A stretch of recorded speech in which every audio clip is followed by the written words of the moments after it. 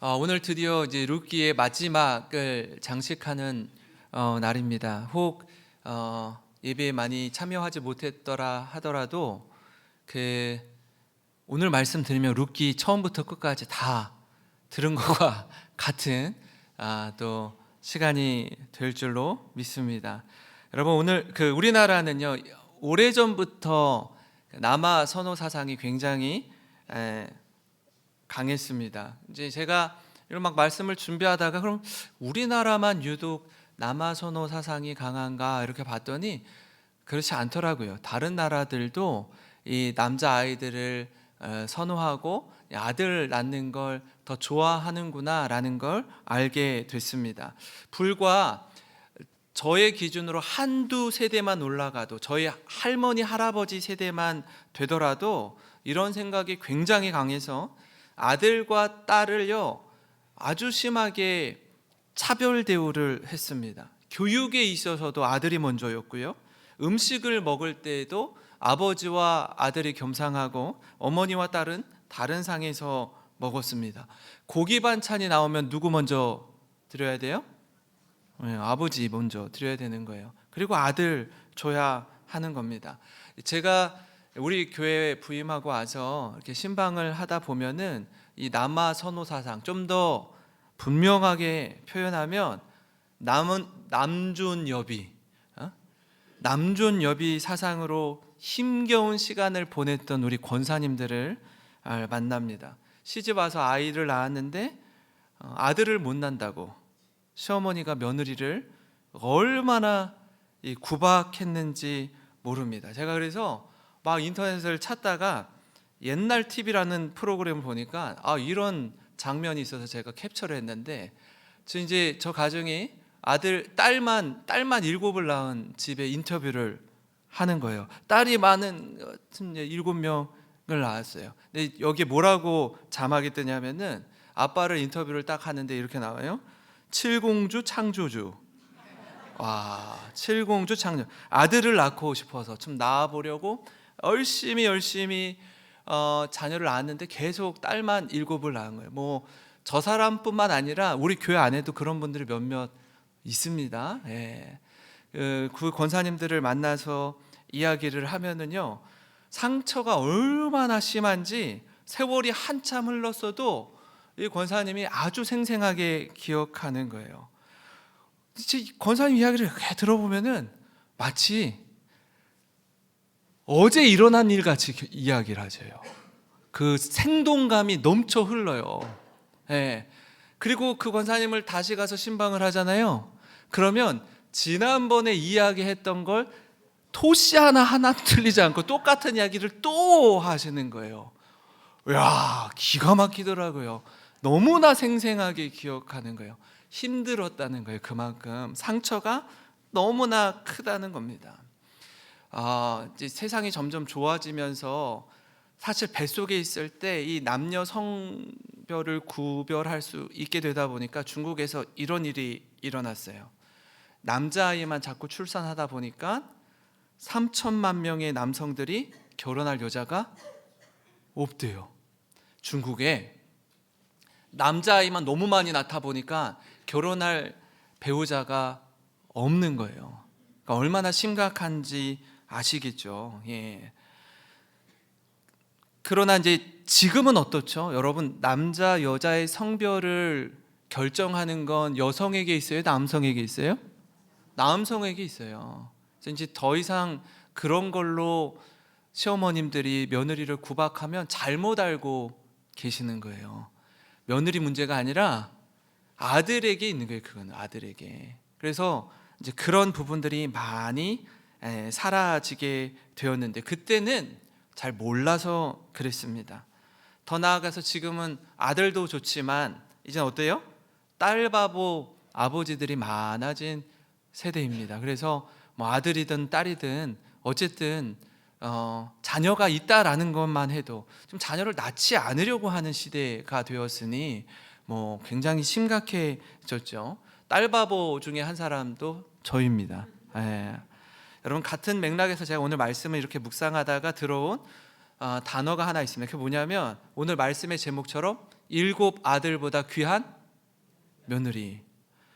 제가 이게 왜 충격이 됐냐면 일곱 아들보다 귀한 딸로 제목을 잡아도 어떻게 아들보다 딸이 귀하다라고 할 수 있겠어요? 그렇죠? 그렇게 잡아도 놀랄 만한 일인데 딸을 넘어서 뭐라 그래요? 내 아들보다 귀한 며느리. 이거 너무 충격이더라고요. 그렇지 않습니까? 예. 시어머니들 이야기하는 걸 들어보면 딸 같은 며느리는 없다라고 얘기해요. 없다고. 예. 딸이면 딸이고 며느리면 며느리지 딸 같은 며느리라고 말하기는 말이라도 이게 쉽지 않다라는 거예요. 딸만 그렇습니까? 아들과 사위도 마찬가지입니다. 사위를 일컬어서 뭐라고 해요? 백년손님이라고 합니다. 여러분, 그래서 장인 장모님들도 사위를 어렵게 여겨요. 근데 오늘 말씀에 뭐라고 하죠? 일곱 아들보다 귀한 며느리라고 하는 거예요. 물론 이 말은요, 나오미가 말한 건 아니에요. 나오미 이웃에 살고 있는 사람들이 한 이야기예요. 예. 속속들이 아는 여인들이 한 이야기입니다. 그렇지만 우리는 이 말씀을 통해 예상할 수 있는 게 있어요. 그게 뭐냐면 나오미에게 룻은 정말로 일곱 아들보다 귀한 며느리였다라는 것입니다. 그녀는 룻이 자신을 붙쫓을 결심을 한 후에 룻과 함께 베들레헴에 왔을 때 늘 며느리를 딸처럼 여겼습니다. 그리고 나오미는 룻을 부를 때 정말로 며느리라고 말하지 않고 딸이라고 늘 말했습니다. 한번 보실까요?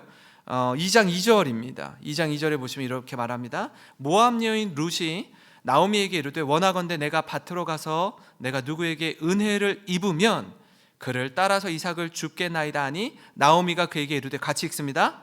내 딸아 갈지어다. 아멘. 3장 1절입니다. 룻의 시어머니 나오미가 그에게 이르되 같이 읽어요.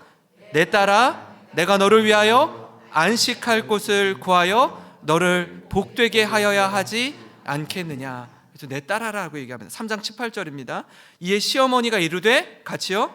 내 딸아 이 사건이 어떻게 될지 알기까지 앉아있으라. 그 사람이 오늘 이 일을 성취하기 전에는 쉬지 아니하리라 하니라. 아멘. 나오미가 룻에 대해서 말할 때 호칭을 뭐라고 해요? 내 딸아, 내 딸아, 내 딸아 라고 얘기해요. 나오미는 남편도 잃었어요. 두 아들도 잃었습니다. 의지할 곳이라곤 며느리 룻밖에 없는 거예요. 너무나 귀하게 여기는 겁니다. 그래서 실제로 말할 때도 내 딸아, 내 딸아, 정말 딸처럼 생각하고 다시 재혼할 수 있도록 연결시켜 주려고 얼마나 그럽니까? 그죠? 네. 진심으로 딸처럼 함께 지냈습니다. 딸 같은 며느리였어요. 남편과 아들을 모두 잃은 나오미에게 룻은 사실 딸이나 다름없었습니다. 그런 룻이 기업 물을 자 이 보아스를 통해 아들을 낳았습니다. 이 아들의 이름이 뭐예요? 오벳입니다. 오벳의 이름의 뜻은 뭐냐면 섬기는 자, 종이란 뜻입니다. 근데 이것도요, 나오미나 룻이 이름을 지어준 것이 아니라 이웃 여인들이 이름을 지어줍니다. 그러니까 뭐라는 거예요? 이제 네가 태어난 거는 할머니 나오미와 이 어머니 룻을 잘 섬기라는 의미에서 오벳이라고 지어준 것입니다. 오벳은요, 보아스를 통해 엘리멜렉의 가문을 잇는 기업 물을 자가 되었습니다. 또한 오벳은 훗날에 다윗의 할아버지가 됩니다. 그러니까 나오미에게는요, 놀라운 은혜와 기적이 일어난 것입니다. 여러분, 이처럼 아름다운 결말, 이 피니싱 웰이 있기까지 첫 번째로는요, 룻과 보아스의 헌신과 희생이 있었다라는 거예요. 무너진 가정이 다시 세워질 때 반드시 누군가의 헌신과 희생이 뒤따릅니다. 나오미의 가정 역시 마찬가지였어요. 나오미는 남편과 두 아들을 모압 땅에서 다 잃었습니다. 그녀 곁에 남겨진 자는 며느리 룻밖에 없었습니다. 그리고 이 룻이 자신을 따르겠다라고 할 때 그 나오미가 거절하죠. 얘야, 이제는 내가 아들을 낳을 수도 없을 뿐만이 아니라 낳았다 손 치더라도 그가 자라기까지 네가 기다릴 수 없으니 너의 본향인 이 모압 땅에서 재혼해서 아름답고 복된 가정 이루면서 살아라 라고 이야기하죠. 그때 룻이 이렇게 말합니다. 1장 16절에서 18절인데요. 룻이 이르되 내게 어머니를 떠나며 어머니를 따르지 말고 돌아가라 강권하지 마옵소서. 어머니께서 가시는 곳에 나도 가고 어머니께서 머무시는 곳에서 나도 머물겠나이다. 어머니께서 죽으시는 곳에서 나도 죽어 거기 묻힐 것이라. 만일 내가 죽는 일 외에 어머니를 떠나면 여호와께서 내게 벌을 내리시고 더 내리시기를 원하나이다 하는지라. 나오미가 룻이 자기와 함께 가기로 굳게 결심함을 보고 그에게 말하기를 그치니라. 그러니까 룻은요, 사실 남편을 잃은 후에 다시 시작할 수 있는 기회를 홀로 된 나오미와 함께 하기로 결정했습니다. 룻은요, 자기의 고향인 모압에서 새로 시작할 수 있는 기회를 낯선 땅 유다 베들레헴에서 나오미와 함께 하기로 결심했어요. 이처럼 붙쫓을 결심을 한 룻이었습니다. 자신의 인생을 시어머니를 모시고 사는 것에 온전히 헌신하기로 결심했습니다. 여러분, 이처럼 아름다운 결실이 있기까지 룻의 헌신과 희생이 있었다라는 거예요. 그런가 하면요, 여러분, 앞이 캄캄하고 미래가 불투명했던 이 나오미와 룻의 가정을 일으키기 위해 헌신한 누가 있어요? 보아스가 있습니다. 보아스는 나오미가 모압에서 베들레헴으로 돌아올 때에 이방 여인이었던 룻에 대한 소문을 익히 들어 알고 있었죠. 그녀가 마침 자신의 밭에서 보리 이삭을 줍고 있는 그 모습을 발견했습니다. 그리고 룻의 이야기를 알고 있던 보아스가 그녀에게 은혜를 베풀어요. 2장 10절에서 12절인데요. 룻이 엎드려 얼굴을 땅에 대고 절하며 그에게 이르되 나는 이방 여인이거늘 당신이 어찌하여 내게 은혜를 베푸시며 나를 돌보시나이까 하니 보아스가 그에게 대답하여 이르되 내 남편이 죽은 후로 내가 시어머니에게 행한 모든 것과 네 부모와 고국을 떠나 전에 알지 못하던 백성에게로 온 일이 내게 분명히 알려졌느니라. 여호와께서 내게 행한 일에 보답하시기를 원하며 이스라엘의 하나님 여호와께서 그의 날개 아래 보호를 받으러 온 내게 온전한 상 주시기를 원하노라. 하나님은요, 여러분, 기가 막힐 웅덩이와 수렁에 빠져 있었던 이 나오미와 룻을 내버려 두지 않으십니다. 하나님은 하나님께 온전히 헌신한 룻에게 하나님께 온전히 헌신된 보아스를 만나게 하십니다. 우리 인생에 그 예상치 못한 뜻밖의 어려움을 겪을 때가 있죠. 큰 질병에 걸릴 때가 있습니다. 큰 사고를 만날 때가 있습니다. 자녀를 잃을 때가 있습니다. 남편을, 아내를 잃을 때가 있습니다. 그러나 반대로 예상치 못한 하나님의 크신 은혜를 경험할 때도 있어요. 룻은 이 모든 걸 경험한 여인이었습니다. 예상치 못한 뜻밖의 상실을 경험한 여인이기도 했지만 예상치 못한 뜻밖의 하나님의 크신 은혜를 경험한 여인이기도 했습니다. 시아버지와 남편을 잃었을 때에는 뜻밖의 어려움을 겪는 듯 했습니다. 앞이 캄캄해서 인생이 막막해 보였어요. 그러나 전혀 예상치 못한 일이 그녀에게 펼쳐집니다. 낯선 땅 베들레헴에서 뜻밖의 은혜를 경험하는 것입니다. 유력한 자였던 보아스를 만나서 큰 은혜를 경험하고 누리는 거예요. 하나님의 은혜가 아니면 설명할 길 없는 축복입니다. 이어서 나오미의 지도와 조언에 순종하면서 보아스가 잠자리에 든 발치에 누웠다가 덮어주시는 은혜를 누리는 것입니다. 기업 물을 자의 은혜를 누리는 거예요. 3장 11절에서 13절에 이렇게 나옵니다. 그리고 이제 내 딸아 두려워하지 말라. 내가 네 말대로 네게 다 행하리라. 내가 현숙한 여자인 줄을 나의 성읍 백성이 다 아느니라. 참으로 나는 기업을 물을 자이나 기업 물을 자로서 나보다 더 가까운 사람이 있으니 이 밤에 여기서 머무르라. 아침에 그가 기업 물을 자의 책임을 내게 이행하려 하면 좋으니 그가 그 기업 물을 자의 책임을 행할 것이니라. 만일 그가 기업 물을 자의 책임을 내게 이행하기를 기뻐하지 아니하면 여호와께서 살아계심을 두고 맹세하노니 내가 기업 물을 자의 책임을 내게 이행하리라. 아침까지 누워 있을지니라 하시니라. 보아스는 우선 이 룻의 프로포즈를 받아 주었습니다.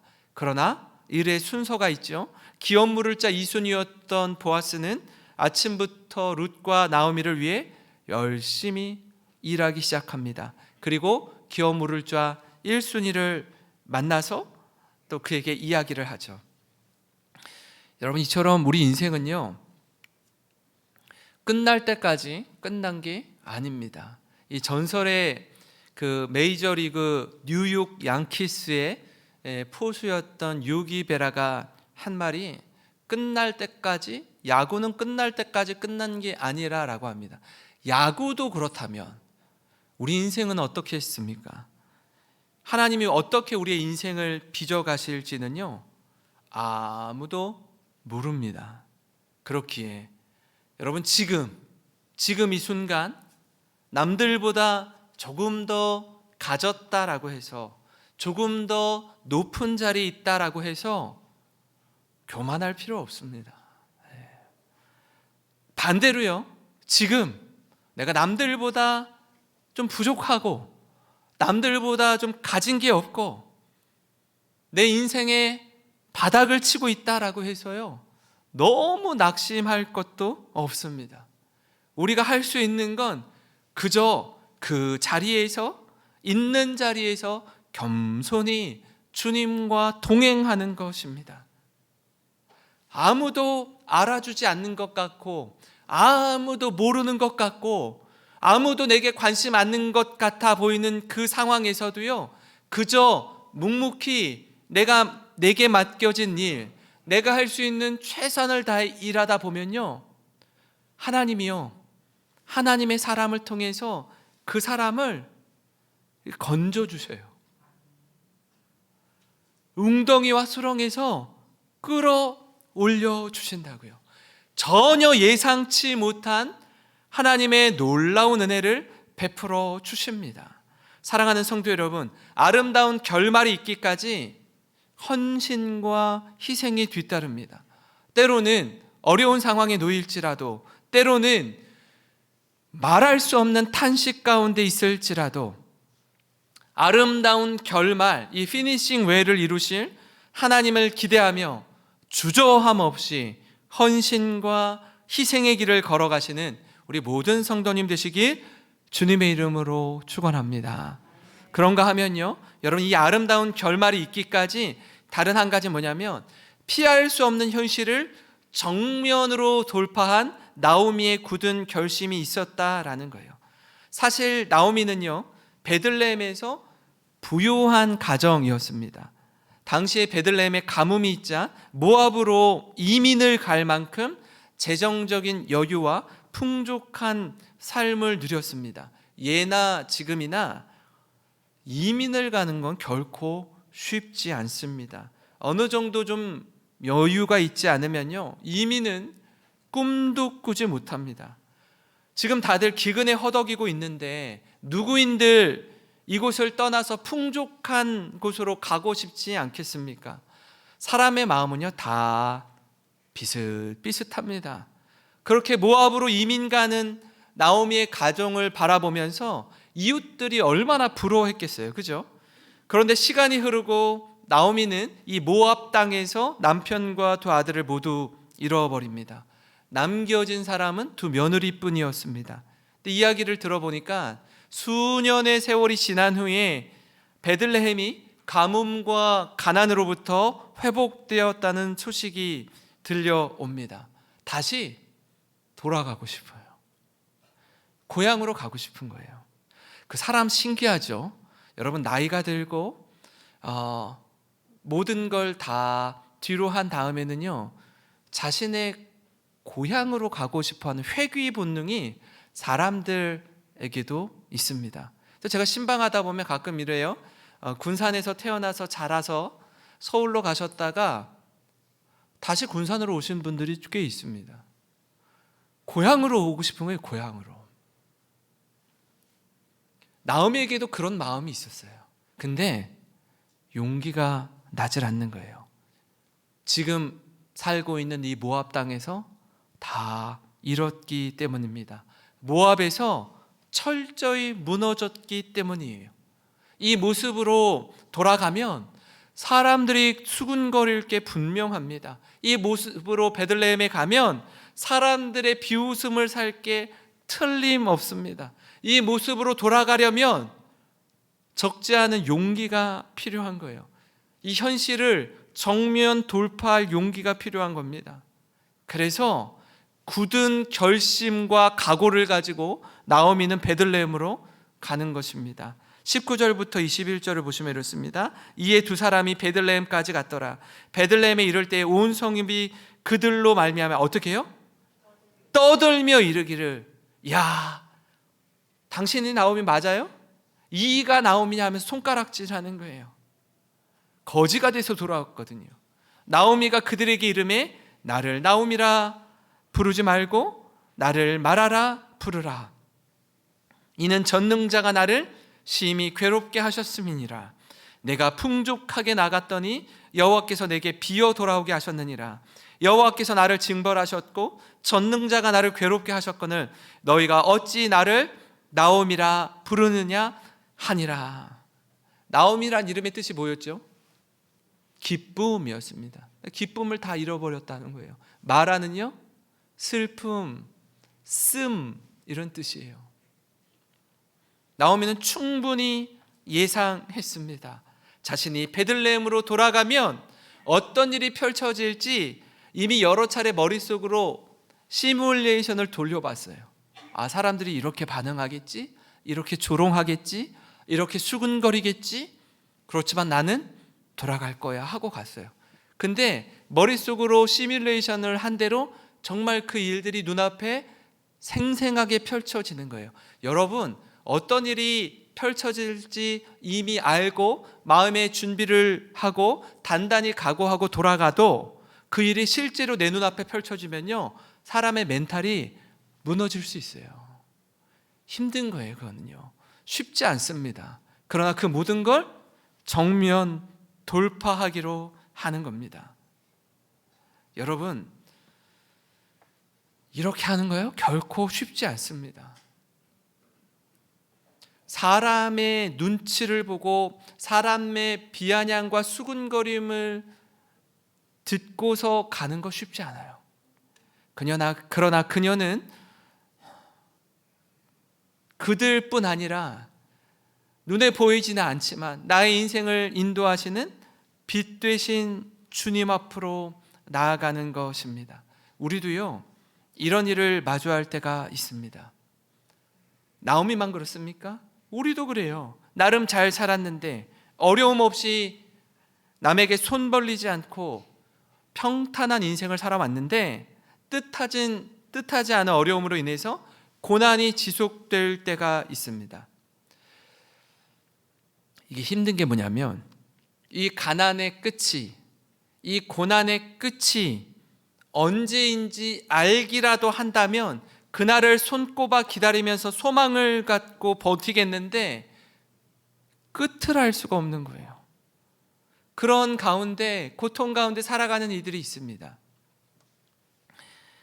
군대에 다녀오신 분들은 아시지만 처음에 이등병을 달고 이제 자대 배치를 받고 군대에 가면요, 그 이등병들은 뭐 하냐면 이렇게 하룻밤 잠 들 때마다 달력에다가 이렇게 짝대기를 이렇게 그면서, 그래 오늘도 하루가 지나갔어, 이 꿈의 날, 이 전역하는 날 동그라미 빨강색으로 막 쳐놓고 이날만을 기다리면서 버티는 거예요. 왜냐하면 끝이 있는 거예요. 군 생활이 계속 영원히 되는 게 아니라 끝이 있다고요. 그래서 버티는 거예요. 힘들지만 어렵지만 이를 악물고 버티는 거라고요. 근데 우리 인생에 그 끝을 잘 모르면요, 너무 힘든 거예요. 이게 너무 힘들어요. 그 끝을 알 수 없는 고통 가운데 하루하루 보내고 계시는 성도님들이 있습니다. 기가 막혀요. 때로는요, 사람들에게 부끄러운 마음이 들 때도 있습니다. 괜한, 전에는 전혀 일도 갖고 있지 않았던 자격지심도 생기는 거예요. 마음에 여유가 없다 보니까 이전 같으면요, 사람들이 내게 뭐라고 해도요, 허허 하고 그냥 웃어 넘길 만한 일이거든요. 그런 말이거든요. 근데 그 하나하나의 말들이요, 내게 탁탁 가시처럼 내 마음을 찌르는 거예요. 가시처럼 내 마음에 박히는 겁니다. 집에 돌아가서요, 밤새 뒤척이면서 생각하고 오해를 불러일으키는 겁니다. 그래서 괜시리 마음에 그 없던 불평과 불만과 막 화로 가득 차게 되는 겁니다. 얼마나 힘든 시간인지 경험을 해보신 분들은 아실 거예요. 이걸 극복하는 게요, 좀처럼 쉽지 않다는 걸 아실 겁니다. 그 모든 걸 나오미는 정면 돌파했어요. 내가 내 인생에, 이 세상에서 내가 제일 불쌍한 사람이야 라고 자기 연민에 빠질 여유가 없는 겁니다. 벌떡 일어나서 일상을 살아내야 하는 거예요. 사랑하는 성도 여러분, 우리도 이 나오미와 룻과 같은 상황에 놓일 때가 있습니다. 기가 막힌 상황에 한복판에 설 때가 있어요. 사람들의 눈빛이 무섭게 느껴지고 누군가 나를 향해, 우리 가족을 향해 수군거리는 것처럼 느껴질 때가 있습니다. 그러나 이 한 가지 사실을 기억하시기 바랍니다.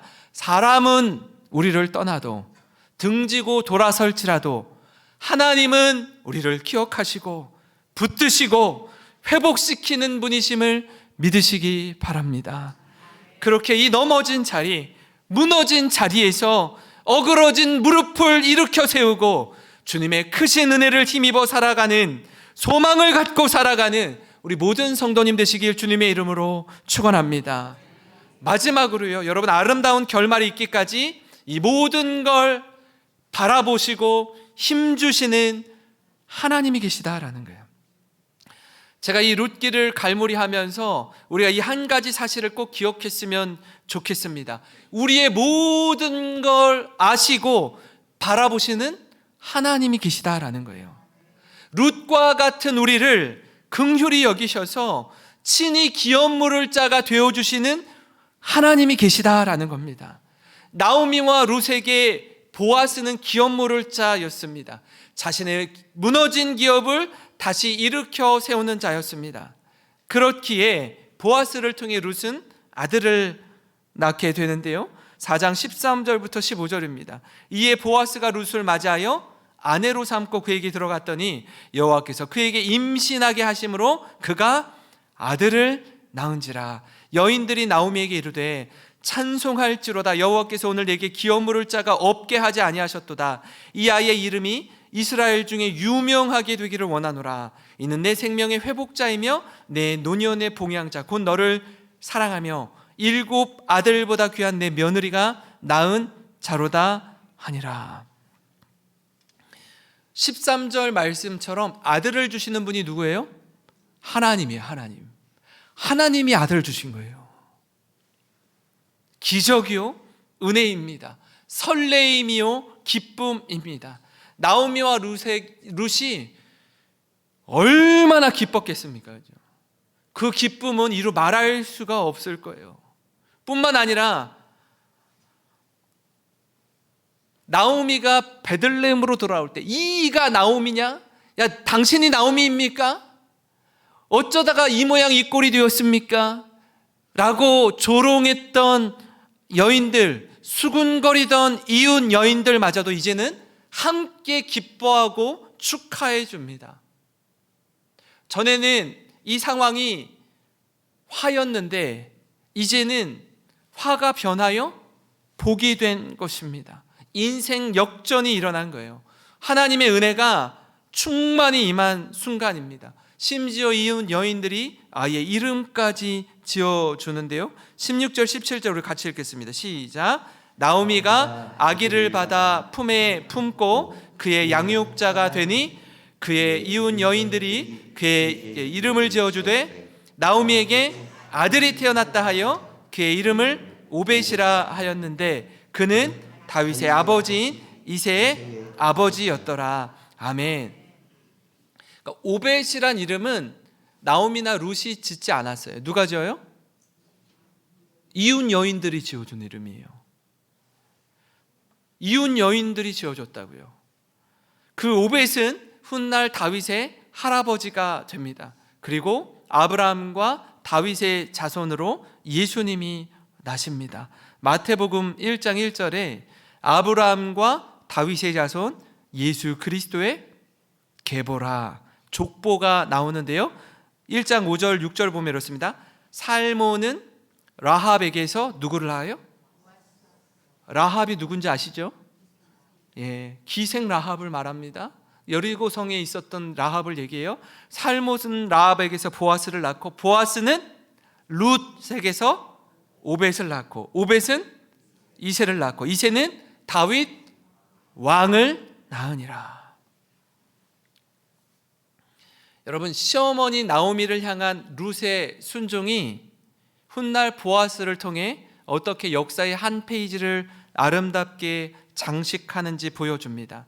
사랑하는 성도 여러분, 오늘 이 룻기를 갈무리하면서 우리 인생의 시련 속에서 낙심하지 않고 고난 중에 우리 주님을 바라보는 영적인 안목을 가지고 벌떡 일어서시기를 간절히 소망합니다. 여러분, 믿음은 기억력입니다. 믿음은 기억력이에요. 우리를 여기까지 인도해 주신 에베네셀의 하나님을 기억하시기 바랍니다. 그 기억이요, 오늘을 살게 해주는 힘이 되는 거예요. 지금 여기 우리와 함께 하시는 임마누엘의 하나님을 믿으시기 바랍니다. 그리고 장차 우리에게 가장 선한 것으로 이루실 여호와 이레의 하나님을 소망하시기를 바랍니다. 그렇게 믿음으로 살아가시는 우리 모든 성도님 되시길 주님의 이름으로 축원합니다.